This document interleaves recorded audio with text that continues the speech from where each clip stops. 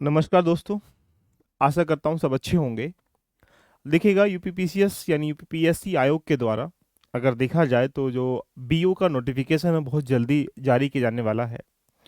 जैसा कि उसे अधिसूचना के माध्यम से जो अभी तक देखा जाए तो 100-150 के आसपास जो है पोस्टों का अधियाचन उसे मिल चुका है। तो जिन बच्चों ने ग्रेजुएशन कर रखा है और उनके पास बीएड डिग्री धारक हैं, उनके लिए इससे अच्छा मौका आपके पास नहीं होने वाला है। विद इन 1 मंथ या कह सकते हैं एग्जाम्पल बेस पे 1 से 2 महीने के अंतराल में ये वैकेंसी आपको देखने को मिलेंगी जो जिसका लंबे समय से आप इंतजार कर रहे थे। समझते हैं इसकी बहुत जल्दी समय में क्या इसकी योग्यता है, क्या इसका पाठ्यक्रम है, क्या स्ट्रेटेजी है। मात्र 5-10 मिनट में समझेंगे पूरी कहानी। किस प्रकार से खंड शिक्षा अधिकारी, जैसा कि आप समझ सकते हैं कि यहाँ पर आपको बहुत सारे ऐसे क्षेत्र मिलेंगे जहाँ पर अपनी एक्सपर्टीज जो है यहाँ पर आप फॉलो कर सकते हैं। हर कोई इंसान चाहता है शिक्षा में काम करे, लेकिन आप एक एक प्रकार से कह सकते हैं जैसे खंड शिक्षा अधिकारी, जिसको बीईओ ब्लॉक एजुकेशन ऑफिसर के नाम से जान सकते हैं। लास्ट ईयर भी वैकेंसी हुई तो आपने देखा होगा। बहुत अच्छा इसका एक पैटर्न है, आराम से इसको क्रैक कर सकते हैं। तो क्या इसका पैटर्न है उसको जानने का प्रयास कर सकते हैं। एग्जाम 2 चरणों में होता है, एक प्रीलिम्स के चरणों में होता है और एक मेंस के चरणों में होता है।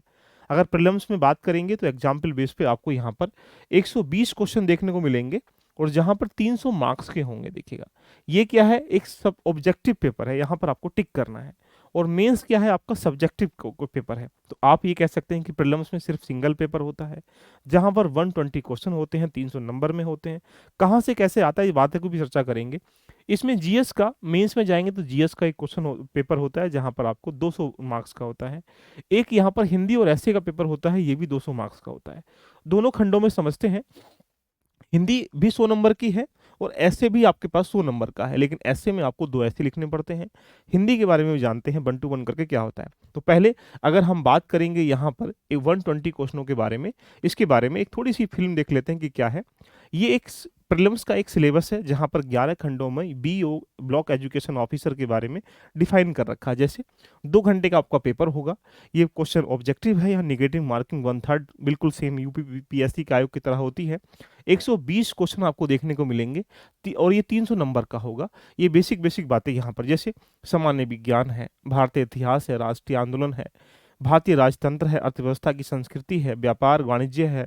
यानी अगर इस प्रश्न पत्र को देखें तो बिल्कुल जैसा सेम आरओ का या फिर यूपीपीसीएस का एग्जाम का होता है प्रीलिम्स का पेपर, ऐसे ही पेपर होता है। बस यूपीपीसीएस में 150 क्वेश्चन आते हैं, आरओ में 140 क्वेश्चन आते हैं।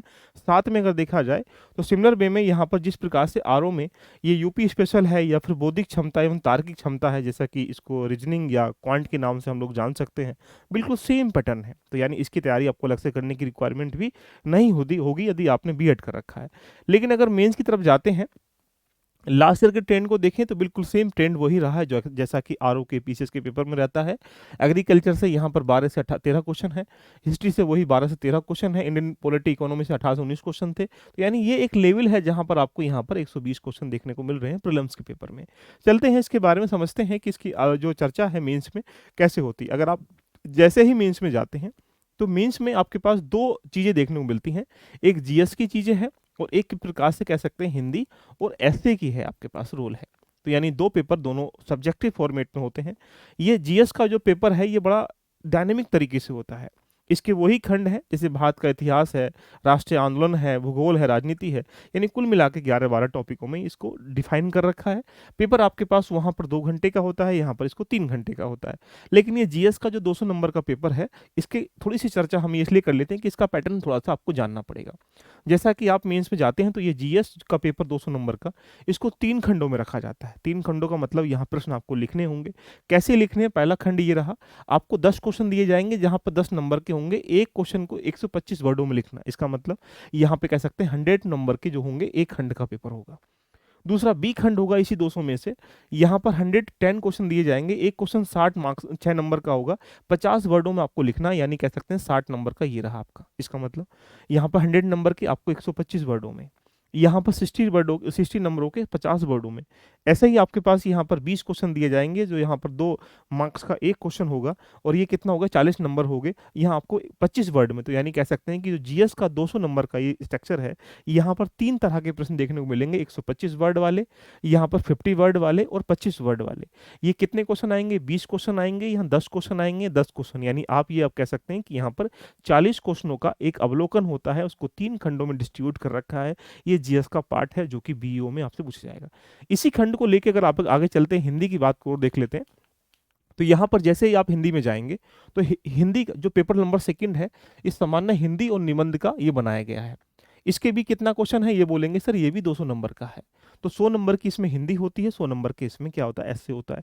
जैसा कि आप जानते हैं कि इसमें 2 ऐसे लिखने होते हैं, तो यानी 2 ऐसे अगर लिखने होंगे तो पहला खंड कहाँ से लिखना होगा, तो यहाँ पर एक खंड ये रहा और बैक खंड ये रहा, यानी कुल मिला के हम कह सकते हैं कि एक खंड से और बैक खंड से, यानी कह सकते हैं पहले वाले ए पॉइंट में हिंदी साहित्य, राष्ट्रीय विकास योजना क्रियान्वयन, राष्ट्रीय अंतर्राष्ट्रीय सामाजिक ये समस्याएं, यानी इसमें से 3 ऐसे आपको दिए जाएंगे, इसमें से एक को चूज करके आपको यहाँ लिखना है।